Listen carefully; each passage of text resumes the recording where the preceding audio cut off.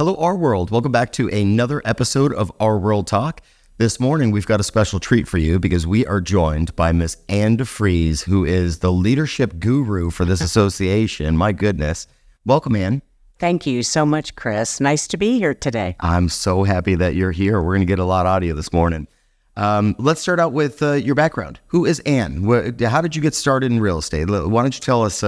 We'll start there, and then we'll maybe some things that people might not know about you. Okay.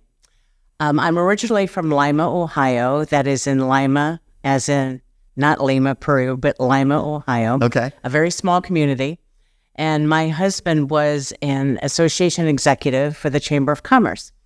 And he was transferred to Deerfield Beach. So we did move. That's what originally brought us to Florida. Okay.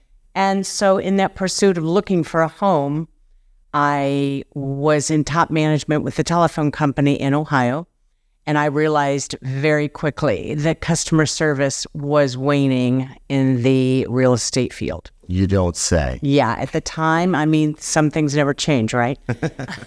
So I looked at him after we bought a home, and I said, I've decided what I'm going to do here. Because quite frankly, at that time, back in the mid-'80s, they were basically paying anyone, let alone women, in sunshine and not in actual money. Okay. So I kind of knew that I needed to do something that was extremely entrepreneurial. And so that's what got me into real estate. Okay.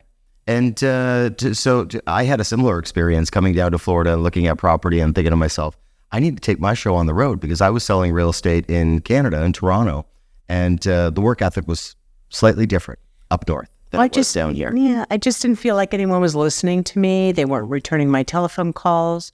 And for someone coming from Ohio to Florida, even back in the 80s, it was extremely expensive here. And I just felt, I felt lost. Okay. I didn't know what we were going to do. I didn't know where we were going to live. Okay. And so I immediately got into real estate. And I know you as the kind of person who grabs the bull by the horns when she doesn't like what's going on. That's exactly right. And that's exactly what I did. I was actually Rookie of the Year for Coldwell Banker my first year. Okay, fantastic. Of course you were. You overachiever, you. Why don't you tell us, obviously you've been in leadership for a very long time. You have been involved with our Leadership Academy. We see you in the halls at local, state, and national levels. You seem to be the person that knows everybody. You're in the right places at the right times. Your opinion is highly valued by all people who are in leadership. But what sort of got you going in leadership? You started a career.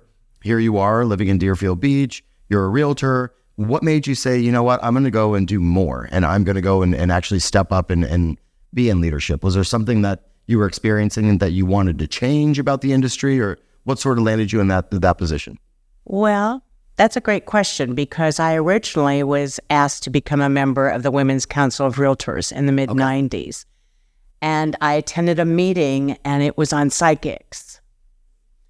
And yes, okay. As in psychics, okay. Come have your palm read. Okay. So that person actually called me back and said, would you like to go to a meeting next month? And I said, no, that does not interest me. I have a small child at home, and I'm focused on my business at this point. And I don't have time, for flower arranging and things like that. Okay. So that person actually called me back again and said, if you don't like what's going on in the industry, get involved and make a difference. And that's just about all that needed to be said to me. Okay. And I still feel that way about people that are not involved. It's like, if you don't vote, then I guess you don't have a say-so in who gets into office. It's the same way with our profession, right, or any profession. If you want things to be different, then you need to become involved and make a difference.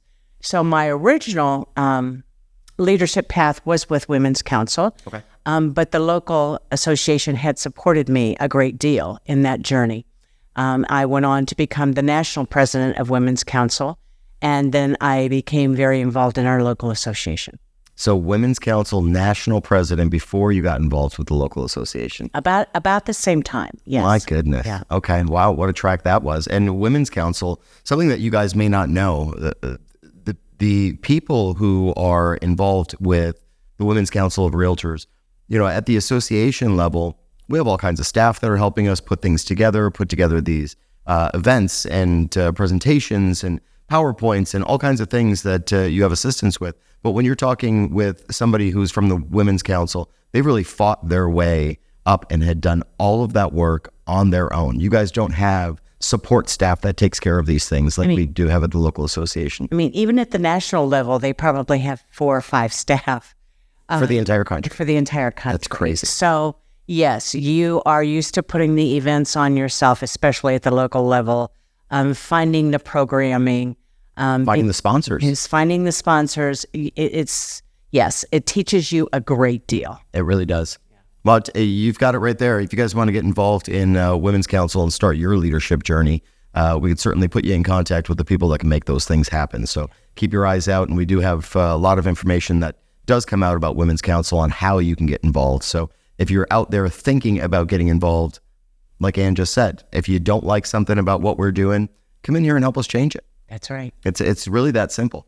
So you have a ton of influence at the state level, which I've already said, and the national level, in addition to being an incredible mentor for our local leaders. You've also worked side by side with your bestie, Miss Christine Hansen. Yes. You work in Christine's office, Century 21 Hansen Realty. She's going to be our national president. It's such a huge deal to have one of our local members be national president. Can you give us a little story about what you know about Christine? I'll go to my grave with most of it. However, yeah, we've been best of friends for a very, very long time. In fact, when I was the president of our association, Christine was 2 years behind me. Okay. So our leadership journey started together back on the association board. That's Right. where we first met.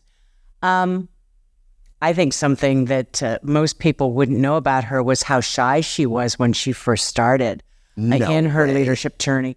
We were standing at the lectern. I was association president, and she was on the agenda to talk about all of the leaders and to introduce them that were major investors at the time. And that means that you're giving to our political action fund.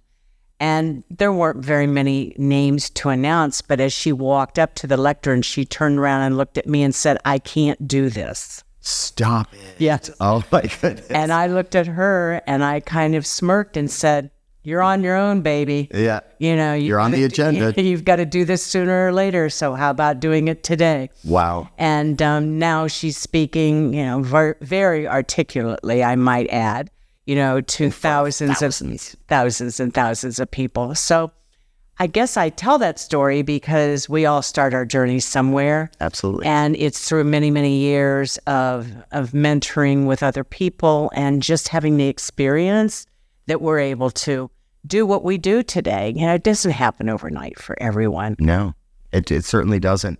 I'll share a little story with you. I don't know if I've actually talked about this on the podcast before that our viewers have heard it, but when I went through our local leadership academy in 2015, Kenny Silverman was in my class, a few other people that are still involved in leadership now, but I remember getting up to do our leadership book report. And I stood up at that podium. This room was only my friends. It was just my leadership, but the leadership mentors, mentees. And it should have been easy for me to speak to them, but I could not do it. I got up there, I froze, I went blind, I couldn't speak, I couldn't hear.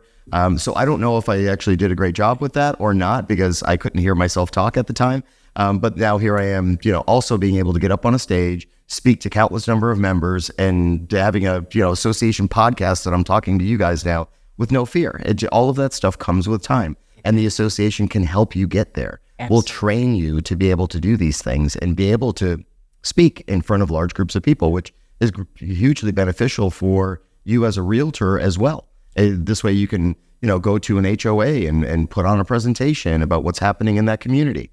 All of those things sort of help you with your association leadership journey, but it also helps you in your personal life as well. No, personally and professionally, absolutely. It's a skill set, as there are many other skill sets that we acquire as we really dig into our leadership journey. Right. Yeah, you actually helped, this was several years ago, you had come into the North Broward Regional Board and had done a presentation on effectively running a meeting. and using Robert's rules and making sure that you are really cognizant of people's time and starting the meeting on time, ending the meeting on time. And the way that you spoke about that so passionately and so articulately, it like really stuck with me. And I still to this day have not forgotten that. And I look at my clock and I'm going, my goodness, I'm about to go overtime because some of these conversations went too long. And if I'm chairing that meeting, I've got you in the back of my head just looking down on me going, have I taught you nothing? Well, I mean, haven't we all been to meetings that you're sitting there, number one, and you're saying, why am I even here? Right. The chair is not prepared. They're going over on time. They're letting everyone speak. It's bedlam. Yeah. And I think that actually is one of the reasons that people stop being involved in some positions because, whether it be association work or the city and government work, whatever it is, HOA, whatever. Right. When things are not well run and organized, it's a waste of their time. Right. And no one wants to think that their time is being wasted. Absolutely not. Yeah, I'm still in the habit every time I'm in a meeting, writing down everybody's names as their hands go up to make sure that you've got the list right and nobody feels like they were overlooked or not included in that meeting. We want to make sure that our leaders feel valuable. We're doing valuable work. They want to feel appreciated for the work that they're doing. Absolutely. Yeah. So you are currently Senator Rick Scott's federal political coordinator. So do you guys hear FPCs, I'm sure, and if you didn't know what an FPC was, that's what it is, your federal political coordinator. So that's basically, you've graduated to a higher level of being a key contact, and now you're working on the federal level. Senator Scott, unfortunately, did not get the majority leader position, as we just found out, which we were hoping for. You've got a great relationship with him. That would have been incredible to have been able to work beside him. But how is this role as being an FPC? How has that influenced your approach to real estate leadership? It has just becoming a key contact many years ago with local commissioners, and then in the state house and the Senate on the state level, and then having the honor of being asked to be the federal political coordinator for Senator Scott. We had worked closely with him when he was governor, and as a PAC trustee at the time, it's very important to have a close working relationship with your legislators, right? Because I don't think that homeowners understand exactly how much it is that we do for them. There's no other group that's actually listening to their concerns and looking out in their behalf. Most homeowners don't even know what problems they have to even look out for. That is true. And that's why we have many people and staff that are reading through each bill, trying to see if there's something that's hidden in a bill on the 1031 exchange or in their tax benefits, et cetera, et cetera. So I enjoy my relationship with him because he's so down to earth. And for a man that has accomplished so much in his life, he really is looking out for Mr. and Mrs. Homeowner. And, every constituent that he has is valuable to him. I went to his campaign party because he won his re-election last week, which we were all thrilled about. And I had gone to his victory party. And as I looked around the room, it was astonishing to me. It wasn't businessmen. And, it wasn't, it wasn't high-level people standing in that room congratulating him. There were a huge amount of veterans, that were there, and local people, homeowners, just the working class. The working class people were represented in that room. And it really, every time you're around him, he wants to know what people's concerns are. He doesn't speak to you, he speaks with you. Right. I've been lucky enough to go to several meetings in DC with you to go and meet with him. And you're right, he does truly listen to the concerns that we have as Florida Realtors. Mm-hmm. We go in there with our talking points. He doesn't want to sit and go through the sheet. No. He wants to hear the stories from you. What is it that you're experiencing? How can I be of assistance? And then lets us know, these are the things that I'm going to work on, and I'm going to have my aide follow up and to make sure that we've taken a deep dive into whatever those priorities are that we had as Florida Realtors. Yeah, he's amazing, and his staff is amazing. Someone had called me the other day, and they were panicked because they were going out of the country, and of course their passport had not been updated yet. They had been waiting for 6 or 7 months, which you don't hear too much of anymore. You did maybe a year or so ago. I gave them the name of one of his deputy district officers, of which he has them all over the state of Florida. He has 4 offices here plus D.C., and they were able to push things through for them where they could get on a flight in 2 days. Right. So, I mean, our senators are there for many, many different reasons, and we need to know, exactly what it is that they can do for the consumer and for the constituents. Amazing. So going away from Senator Scott now, just talking about the program that we have, the Key Contact Program, the FPC program, how vital is that to the homeowners in the state of Florida, and how vital is that to our industry? We've touched on, yes, we are going to D.C. to have these conversations. We go to Tallahassee to have these conversations. But in your words, why do you think that that's such an important program that we keep going? It's funny because every year that we go to D.C. on my way back, and sometimes I'll go up there a couple times during the year for different meetings with him and or our staff at the National Association.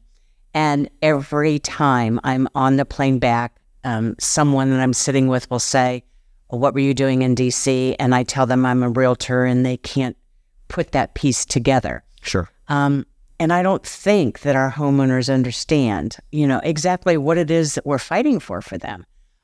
Whether it be the commercial lease tax, that we had dropped, now it's non-existent in the state of Florida. Whether it be their insurance rates, whether it be the 1031 exchange, or to keep us viable as essential workers during the pandemic. Right. We were helping them buy and sell houses in Florida when in other states they absolutely could not do business. Like Pennsylvania? Yeah, Michigan is another example. Guam, it was just happening all over. So they were sitting there, and they had purchased another home, of course, of which they were expected to close on. But in many states, they couldn't close on the existing sale of their home. Okay. So it was really important to be able to keep this ball rolling. So as I said before, we're always looking at every piece of legislation. Every bill that is submitted, both in the House and Senate, is read by a staffer somewhere. Right. And that's just amazing to me. Personally, I can think of nothing worse, but there's somebody that enjoys not fun. but they enjoy doing that, and that's their job, and they know how important it is because so many things are kind of tucked away or hidden in there. Right. And so we are looking out for them. So the relationships that we have, both on the local, state, and national level with our legislators, is amazing. When you think that I have the senator's cell phone number in my phone, as I'm sure you do, many of your legislators, as I do, on the local and state level, it is amazing that we have their ear because we are respected. We sit and we listen to their concerns. On a monthly basis, I send Senator Scott's office housing reports of everything in Florida, of every county. He can see whether it's up, down, sideways, what our supply is. Their staff will call me occasionally and say, we need to know something about this. It's not been on the radar. It's something new. Can you help us? Right.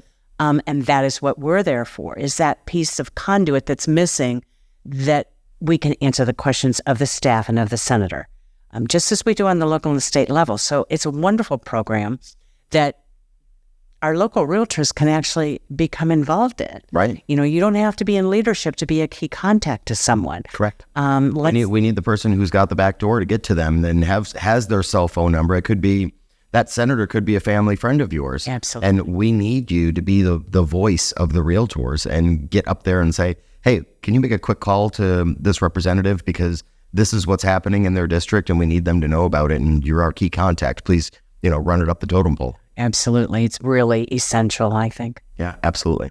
It's, when it comes to the legislative priorities, one thing that's, I think, important to note is that this isn't about Republican. It's not about Democrat. I happen to be a key contact for Representative Kelly Skidmore, who's a Democrat out of Boca. We just had an event that I did for the Broward Housing Council that was with Senator Jason Pizzo, who's also a Democrat. So it's both sides of the aisle. It's not Republican versus Democrat.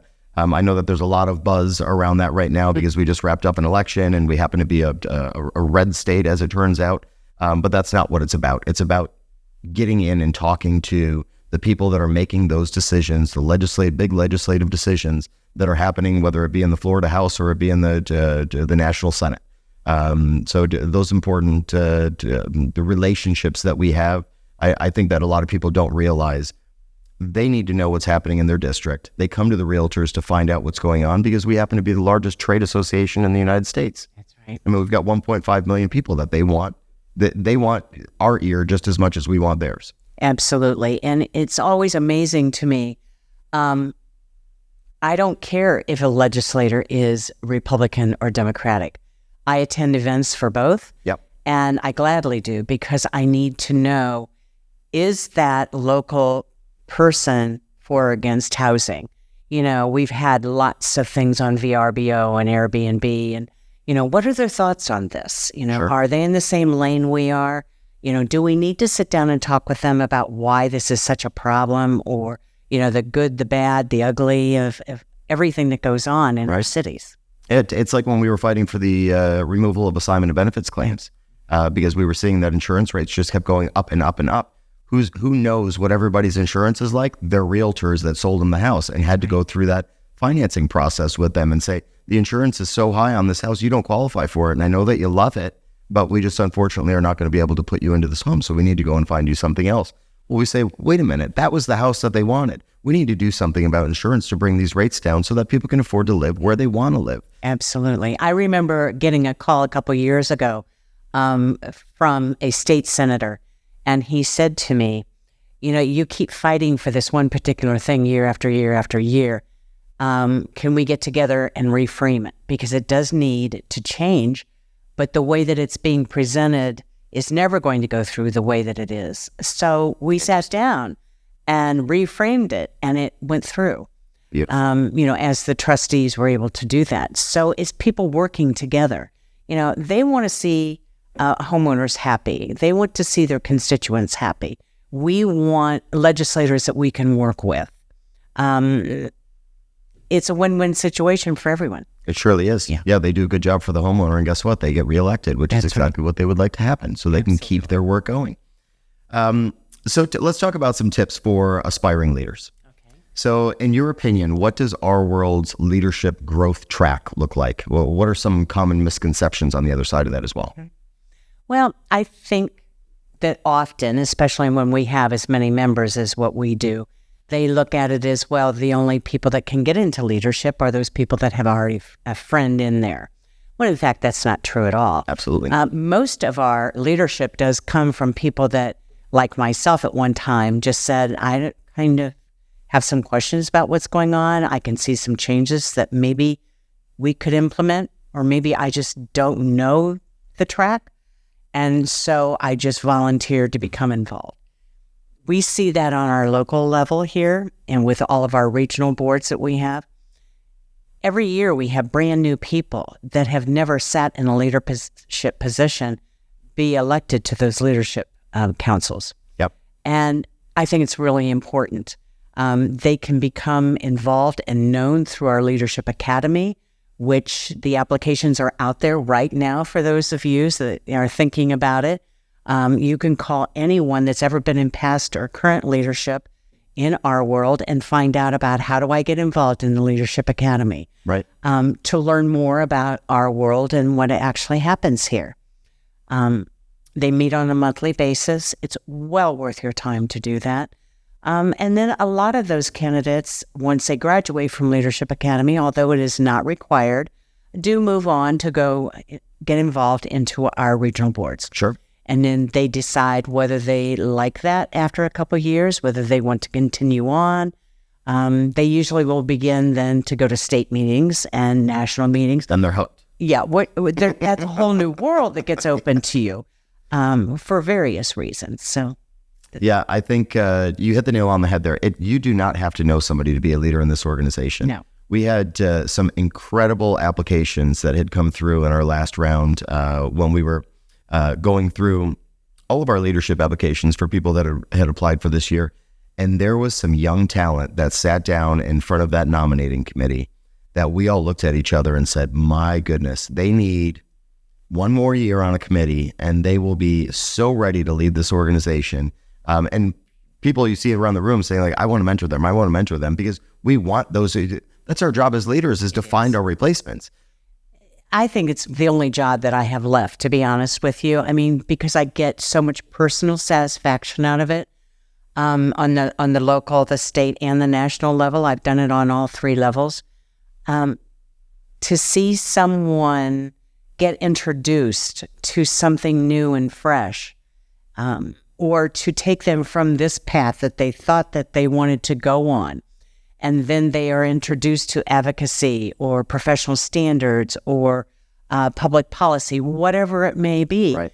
It opens up their horizons to say, I really would like to become involved in that, because now I didn't even know it existed before, but now I do, and I have a passion for it. Right. And I would like to do more along that line. Yeah, and on the national level, you are serving on the leadership Identification and Development Committee. Yes, that is huge. It is huge. And I have chaired our Leadership Academy group on the national level also.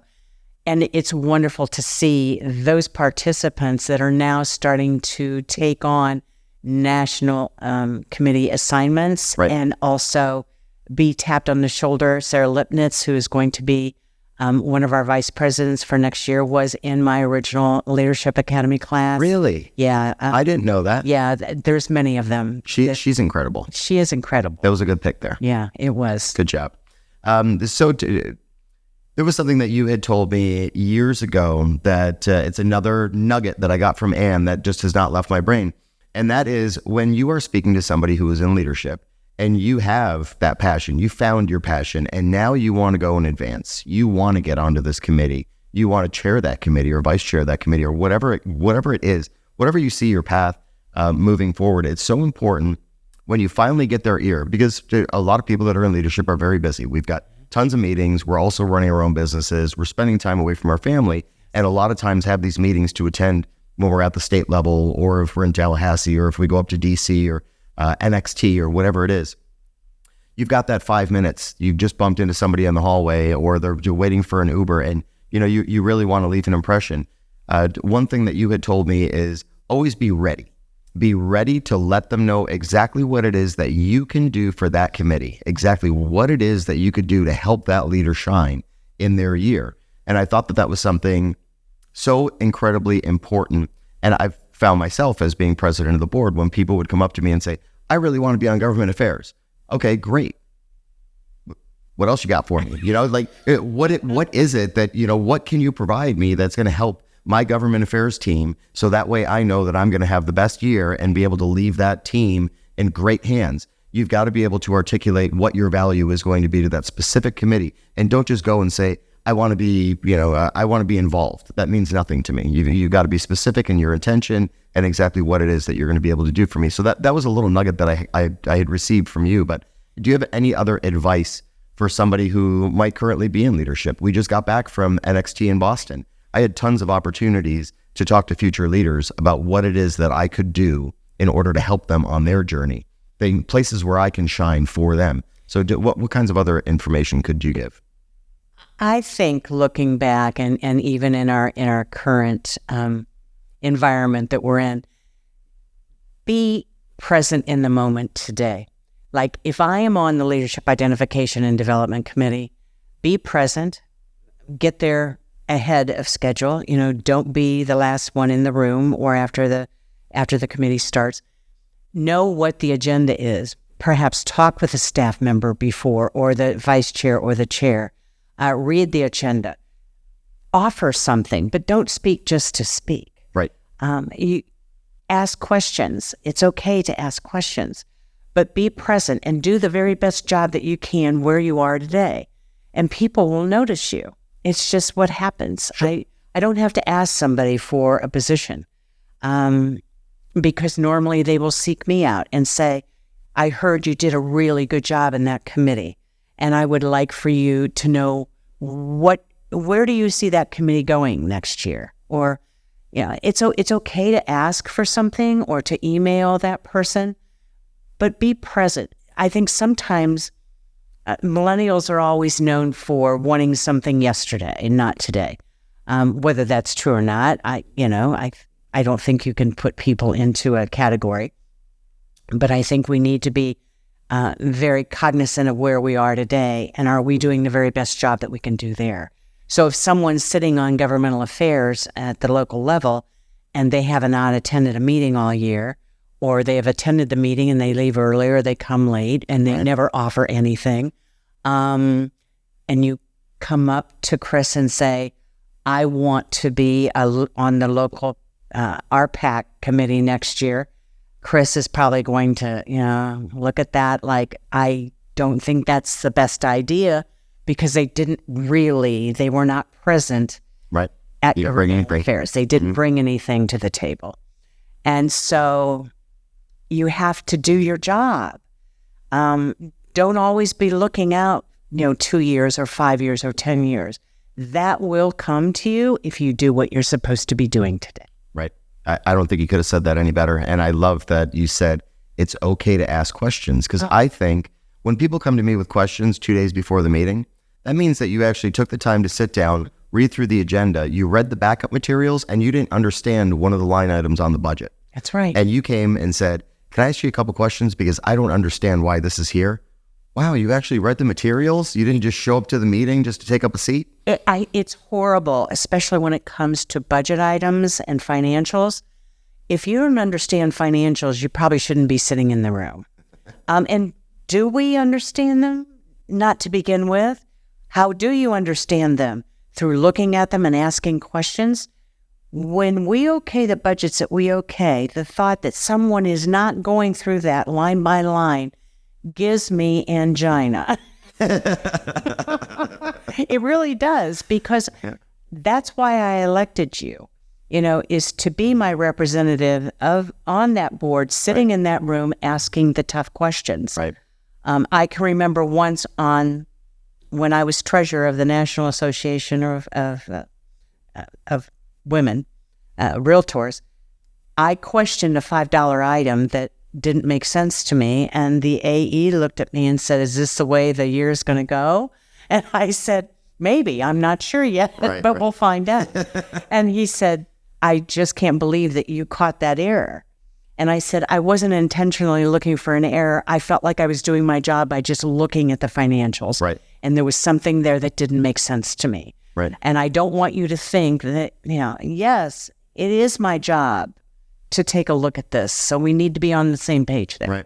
And you know what? I think another little tidbit that you had dropped there is you don't always have to speak. Yeah. You could be in a meeting understanding all of the information. And if Anne has already said or asked a question and has addressed something, you don't need to look for a different way to ask the same question just to hear your voice. I mean, that doesn't show that you are participating. It shows that you maybe weren't listening because the question was already asked and it was already answered. Oh, I so wish, Chris, that someone had told me that years ago. Choose your battles, Anne. You don't have to speak about everything. Because sometimes I felt like I needed to because no one else was. And that was not the case, certainly. Right. But no one ever stopped me from doing it either, or pulled me aside later and said, you don't have to agree with everything. Certainly don't have to agree with everything. Right. And you don't have to express that, I just wanted to let you know that I agree with Chris. No one cares that I agreed with Chris. No. Let's move that meeting on and get out of here in a timely fashion. About you. Yeah, it isn't about you. Absolutely. So, okay, you just hit on something which is going to lead me into my next question. What is something that you wish that you knew at the start of your leadership journey? Because we all learn so much along the way, but what is something that really stands out that you wish somebody would have pulled you aside besides, asking a question or saying that you agreed with somebody, but what's something else that you wish that you think is important that you wish you would have learned? I think I wish that someone would have taken me aside, or that I would have known enough about leadership to say, do I need a path? If this is the end game of what I want to eventually do or where I want to end up, how do I get there? Okay. We don't know that we should ask that question. And sometimes we don't even know what that path might look like for us. Right. But sometimes, and I do believe that this is a true statement, that people see things in us that we never see in ourselves. Certainly. So if Chris sees something in me, maybe he needs to tell me that and to say to me, Ann, I see you as being a great leader of our association.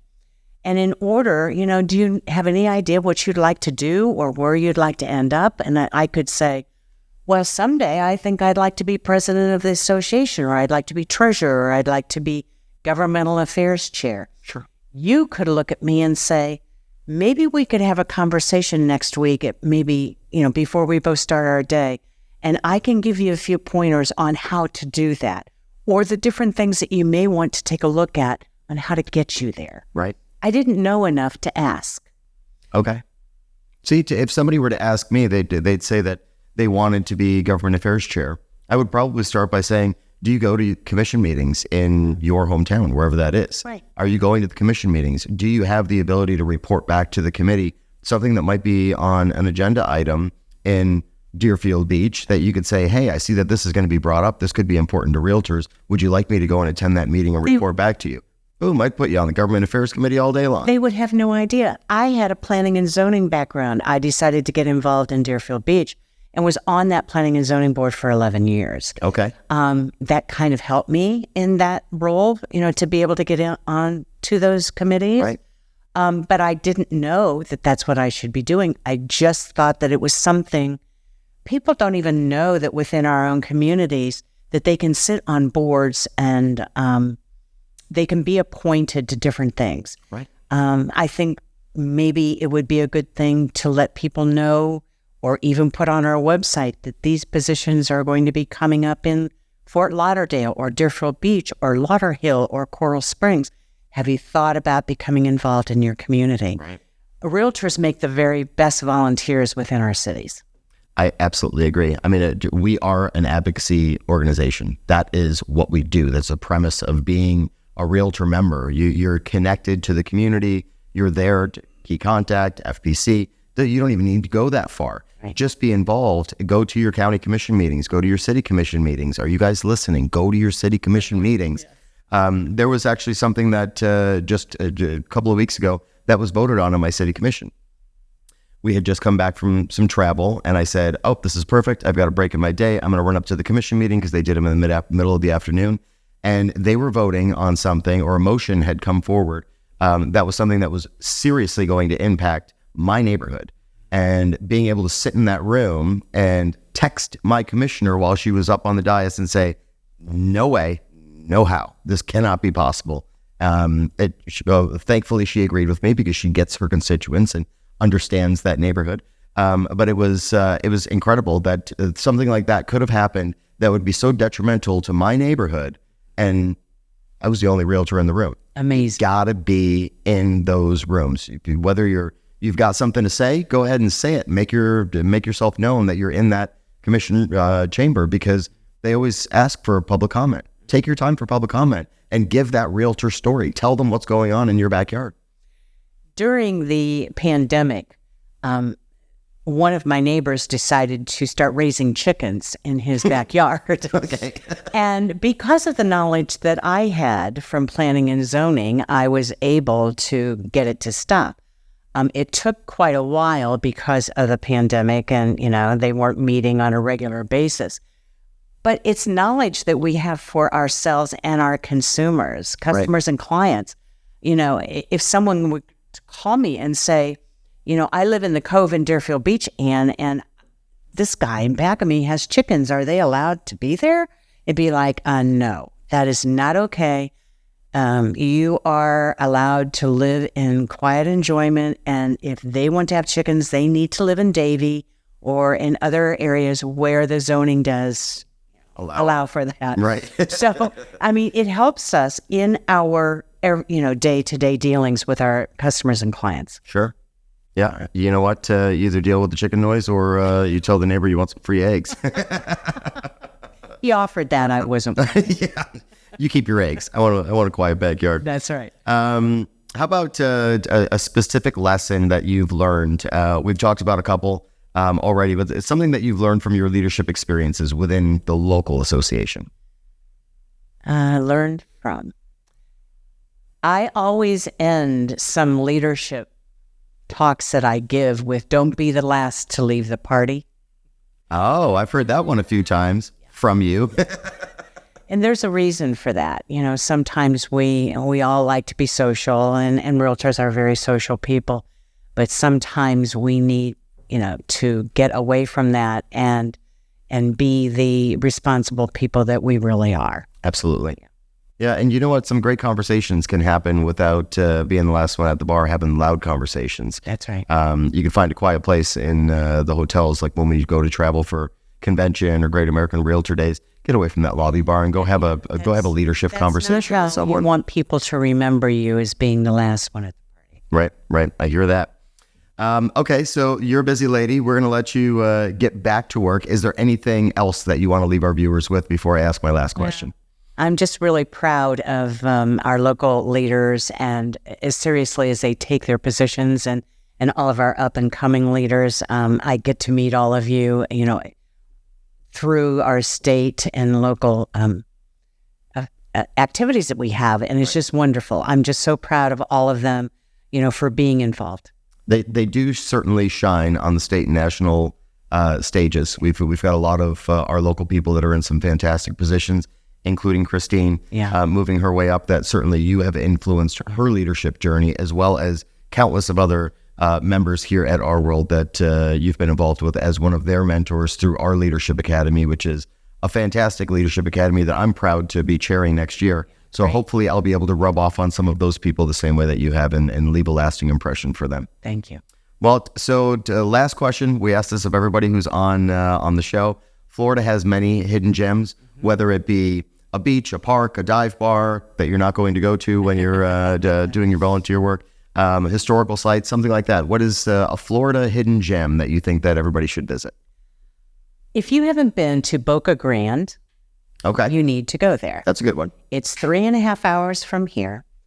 It is, you get around the little island up by golf cart. They have one hotel there that I'm aware of. Maybe they have more, but Gasparilla Inn, which is very old and very quaint and adorable. I love to fish, so it is a real hideaway for me to go over there and do some deep water fishing. Okay. And it was funny. I must have lived in Florida for 20 years, never heard of it before. Most people have never heard of Boca Grande, but it's on the west coast of Florida, and I highly recommend people to go over there just for a very relaxing, wonderful vacation. Yeah, when I lived in Port Charlotte when I was a kid, we were not too far from Boca Grande, and we had gone there several times, and I remember how beautiful it was there, like absolutely gorgeous. And you've got water that's coming in from the Gulf there that is so crystal clear. You see all the little tropical fish under some of these little golf cart bridges that you go over. Yes. It is a really, really pretty place, and the Gasparilla Inn, certainly a historic spot. Well, thanks, Ann. Thanks it was so great to have you here. Thank you. Okay, guys, we will see you right back here next time on RWorldTalk. And if you ever need leadership advice, please come and talk to me or Ann, especially Ann. She's more than happy to help you guys on your journey as she's helped so many others.